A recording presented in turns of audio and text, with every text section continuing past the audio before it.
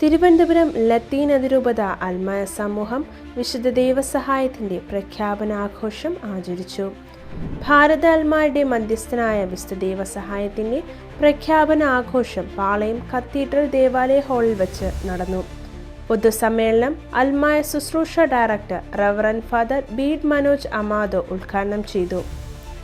ആധുനിക കാലഘട്ടത്തിൽ വിശുദ്ധ ദൈവസഹായത്തിൻ്റെ ജീവിത മാതൃക നാം ഓരോരുത്തരും മാതൃകയാക്കേണ്ടതും സഭയോടും സമൂഹത്തോടും കൂറും വിശ്വസ്തതയുമുള്ള നല്ല അൽമായ സമൂഹവും ഇവരെ നയിക്കപ്പെടുവാനുള്ള അൽമായ നേതാക്കളും രൂപപ്പെടേണ്ട സമയം അതിക്രമിച്ചുവെന്ന് ഈ വിശുദ്ധൻ്റെ വിശ്വസ്ത ജീവിത മാതൃക വെളിപ്പെടുത്തുന്നു എന്ന് അദ്ദേഹം പറഞ്ഞു.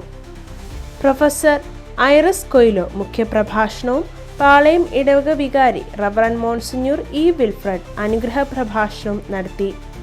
അതിരൂപത അൽമായ ശുശ്രൂഷ കൺവീനർ ശ്രീ ആന്റണി ആൽബർട്ടിന്റെ അധ്യക്ഷതയിൽ കൂടിയ പൊതുസമ്മേളനത്തിൽ assistant director Shri Nixon Lopez സ്വാഗതവും ശ്രീമതി റീന ഷാജി നന്ദിയും അർപ്പിച്ചു.